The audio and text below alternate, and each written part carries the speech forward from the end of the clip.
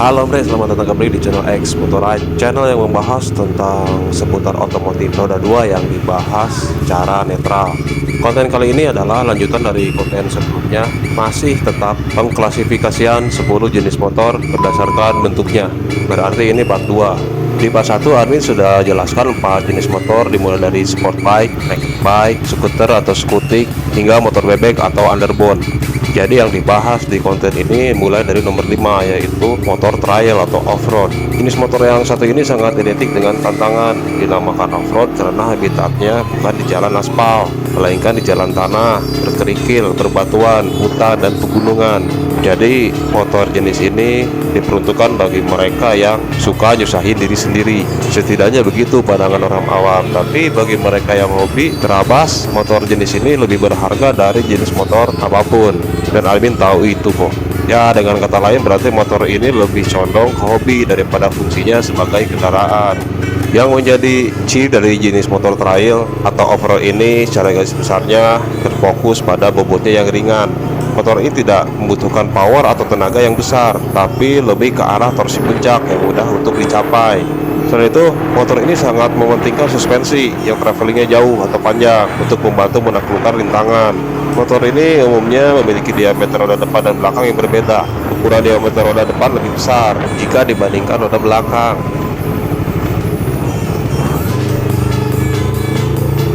Sedangkan untuk ketebalannya sebaliknya, ban belakang memiliki ketebalan yang lebih jika dibandingkan dengan ban depan.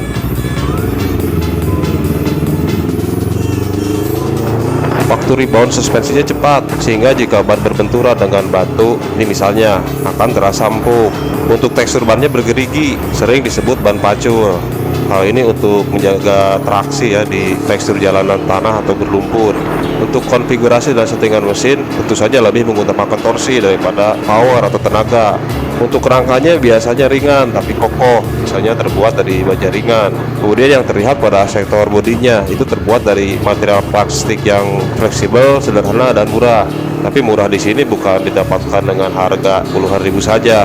Tapi jika dibandingkan bodi motor yang terbuat dari fiber atau misalnya dari besi, maka material ini jelas pastinya lebih murah.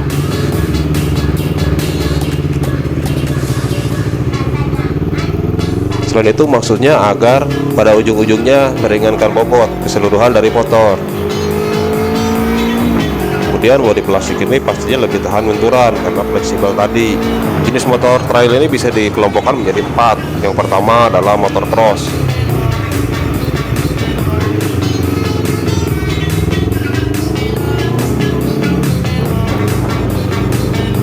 Motor ini memiliki spesifikasi yang tidak sembarangan karena motor ini dipersiapkan secara khusus untuk balapan di medan off-road.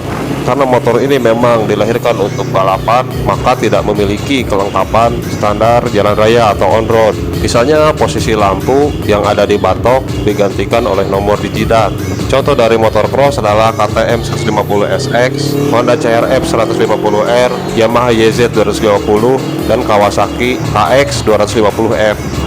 Pengelompokan yang kedua adalah motor enduro. Motor ini bisa dibilang sebagai motor tukang terabas hutan tulen karena diciptakan untuk kompetisi ketahanan di segala medan off-road, meliputi batang pohon tumbang, jalanan berbatu, melewati sungai, naik turun bukit, kerikil, pasir, bahkan lumpur. Nah, motor enduro ini harus bisa menaklukkan semuanya dalam jarak yang terbilang lumayan cukup jauh. Pada spesifikasinya mirip-mirip dengan motor cross tapi sedikit di bawahnya. Motor ini dibekali lampu untuk penerangan saat kurang pencahayaan. Kemudian pada tangki bensin umumnya berukuran lebih besar karena kebutuhan dari endurance itu sendiri. Motor ini juga masih belum untuk dikatakan sebagai motor yang bisa dibawa di jalan raya. Misalnya masih belum memiliki spion, lampu juga hanya untuk penerangan, tidak ada dudukan plat nomor, dan lain sebagainya. Contoh dari motor enduro ini antara lain KTM 150XC, Yamaha WR 250F, dan CRF 150F. Untuk yang pembagian selanjutnya adalah atau yang ketiga dual sport. Sebenarnya motor jenis ini banyak kalian lihat di jalanan, memiliki spesifikasi dan kemampuan di bawah motor enduro, tapi cukup layak digunakan sebagai motor terabas di hutan. Selain itu, motor ini memiliki standar kelengkapan jalan raya, misalnya lampu, plat nomor, lampu sen, hingga spion. Oleh karenanya motor ini bisa dikatakan bisa hidup di dua alam, jalanan on-road dan off-road. Contoh motor dual sport adalah Kawasaki KLX 150, Honda CRF 150L, dan Yamaha WR 155R. Pengelompokan yang selanjutnya adalah supermoto atau motard. Jenis motor ini adalah hasil perselangan antara motor dual sport dengan motor yang umum digunakan di jalan raya. Meskipun pada tampilannya identik dengan motor off-road, tapi motor ini menggunakan ban halus atau ban aspal. Pada ukuran diameter roda juga tidak berbeda. Artinya jika motor dual sport itu berbeda diameter antara depan dan belakang, pada supermoto ini sama. Misalnya depan dan belakang sama-sama ring 17. Contoh dari motor jenis ini adalah Kawasaki D-Tracker 150, Yamaha WR 250X, dan KTM 690 SMCR. Jenis motor yang selanjutnya adalah cruiser atau penjelajah atau touring bike. Banyak yang berpendapat bahwa motor cruiser dan touring bike itu berbeda, tapi sebenarnya itu juga. Hal ini bisa dibuktikan bahwa arti dari cruiser sendiri jika dibahasa Indonesiakan bermakna penjelajah. Jenis motor ini mempunyai ciri-ciri yang khas ya. Stang laplang lebar yang letaknya jauh di atas jok, sedangkan jok motor letaknya lebih di bawah, lebih dekat ke aspal. Kemudian letak push stepnya berada jauh di depan, memaksa sadarnya untuk selonjoran sambil posisi tangan terlentang memegang stang. Filosofi dari cruiser sendiri adalah pengendaranya seperti berada dalam mobil, santai, tidak seperti sedang menaiki motor pada umumnya.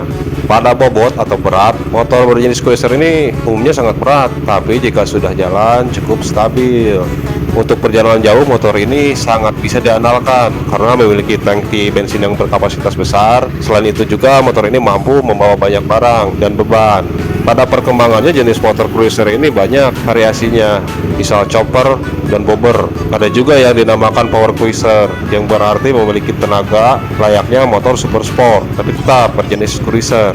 Contoh motor cruiser ini adalah Harley Davidson T-Road, Suzuki Intruder 800, Benelli Patagonian Eagle 250, Kawasaki Vulcan S, Yamaha VMAX, Suzuki Intruder 150, Honda CMX 300, hingga motor yang dikenal memiliki segudang teknologi dan fitur, siapa lagi kalau bukan Honda Goldwing. Lanjut ke jenis motor yang ketujuh adalah sport touring bike. Motor ini diciptakan untuk memenuhi kebutuhan motor touring, tapi memiliki performa layaknya motor sport, dan tentunya jauh berbeda jika dibandingkan motor yang berjenis cruiser atau touring bike. Tapi admin rasa lebih dekat ke sport bike. Dia memiliki fairing dan suspensi agak keras, juga velg racing atau cast wheel yang merupakan ciri khas dari sport bike. Sedangkan stangnya posisinya cukup tinggi sehingga pengendaranya tidak membungkuk seperti sport bike. Lalu pada jok memiliki ukuran yang lebih lebar, lebih lunak dengan posisi lebih rendah jika dibandingkan sport bike. Tentunya hal itu akan menjadikan pengendara dan boncengannya tidak akan merasa cepat pegal dan nyaman. Ya tentunya bukan motor touring jika tidak bisa membawa barang dan perlengkapan. Meskipun tampilannya lebih dekat ke motor sport, motor ini biasanya membawa sepasang box di samping kanan dan kiri jok belakangnya seperti motor cruiser untuk mengangkut bekal dan perlengkapan. Contoh dari jenis motor sport touring diantaranya adalah Aprilia RST 1000 Futura, Kawasaki 1400 GTR, BMW R1250 RT, dan Honda NT 1100. Jenis motor yang ke-8 adalah adventure bike atau dikenal dengan dual purpose bike. Motor petualang atau adventure bike ini diciptakan untuk segala medan. Berbeda dengan motor dual sport yang biasanya adalah motor trail, motor dual purpose ini mempunyai bodi yang kokoh dan sedikit gambot. Perbedaan lainnya adalah pada kapasitas tangki, bensinnya yang jauh lebih besar, serta kemampuannya membawa sepasang box belakang seperti pada motor sport touring di kanan dan kirinya. Untuk ukuran roda, motor ini memiliki diameter yang berbeda antara roda depan dan belakangnya. Tentunya ukuran diameter roda ban depan lebih besar dari diameter roda ban belakang. Kemudian seperti halnya motor-motor terapas, velgnya juga menggunakan jari-jari. Pada suspensi depan, reboundnya cepat untuk mendukung kemampuannya terabas medan terjal. Pada tampilan motor jenis ini terlihat menengah ke atas, yang diakibatkan diameter roda depan yang lebih besar dan suspensi depannya yang memang lebih panjang. Terlihat gagah seakan-akan menantang untuk menerjang segala rintangan di depannya. Contoh dari motor adventure ini antara lain Kawasaki Versys X 250, Aprilia Touareg 660, Ducati Multistrada, Honda CRF 1100L, Africa Twin, dan Benelli TRK 502X. Sebenarnya ada sih motor 150cc keluaran Honda yang baru yang dinamakan CBX 150, mempunyai desain yang dekat dengan motor adventure ini. Tapi untuk menjadikannya sebagai motor adventure yang benar, membutuhkan ubahan pada velg, diameter roda, dan jenis ban agar bisa digunakan sebagai motor adventure. Lalu untuk jenis motor yang ke-9 adalah motor 3 roda. Motor 3 roda ini berbeda dari umumnya motor yang mempunyai 2 roda. Ya, sesuai namanya, motor ini mempunyai 3 roda, terdiri dari 2 di depan dan 1 di belakang, atau sebaliknya 2 di depan dan 1 di belakang. Motor ini menawarkan kenyamanan tanpa harus menahan kaki jika berhenti di stopan ya misalnya. Kalau melihat dari tujuan diciptakannya motor 3 roda ini bermacam-macam, dari yang memberikan kenyamanan dan keamanan lebih dari motor roda 2 hingga untuk digunakan berniaga.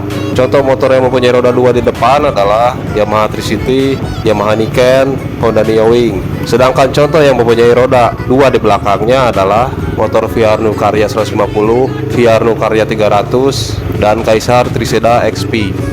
Untuk jenis motor yang terakhir atau yang ke-10 adalah motor 4 roda atau biasa disebut dengan ATV. ATV adalah singkatan dari All Terrain Vehicle. Sesuai namanya berarti motor roda 4 ini diciptakan untuk mampu menerabas segala medan.